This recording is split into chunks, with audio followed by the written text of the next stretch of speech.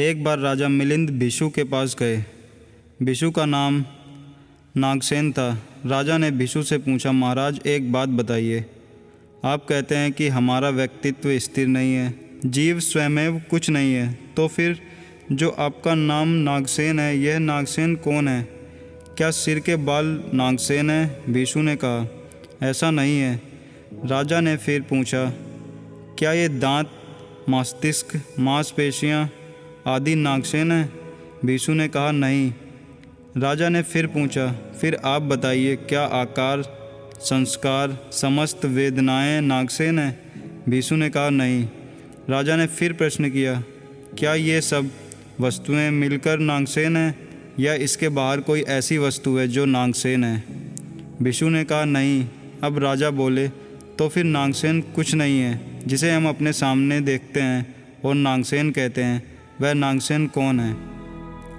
अब भिक्षु ने राजा से पूछा, राजन क्या आप पैदल आए हैं? राजा ने कहा, नहीं, रथ पर। भिक्षु ने पूछा, फिर तो आप जरूर जानते होंगे कि रथ क्या है, क्या यह पताका रथ है? राजा ने कहा, नहीं। भिक्षु बोले, क्या ये पहिए या धुरी रथ है? राजा ने कहा, नहीं।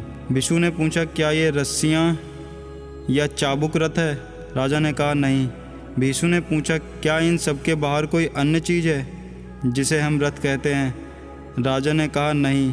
भिक्षु ने कहा, तो फिर रथ कुछ नहीं है जिसे हम सामने देखते हैं और रथ कहते हैं, वह क्या है?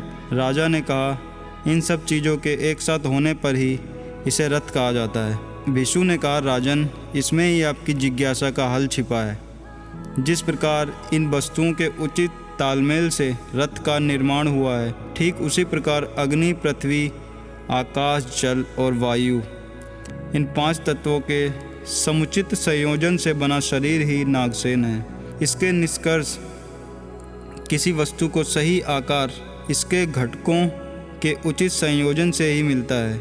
इसके बाद ही कोई तत्व अपनी संपूर्णता तक पहुंचता है।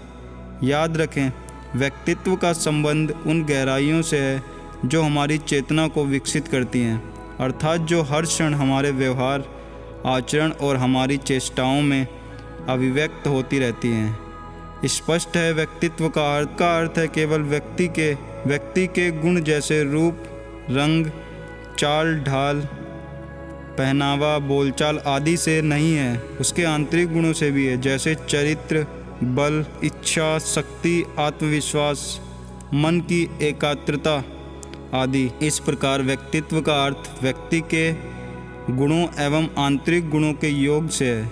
यथार्थ में आंतरिक गुणों के विकास से ही आपके व्यक्तित्व को संपूर्णता प्रदान होती है, जिसे कंप्लीट पर्सनैलिटी यानी डायनेमिक पर्सनैलिटी कहते हैं, जो किसी भी क्षेत्र में स्थायी सफलता का प्रमुख अंग मानी जाती है।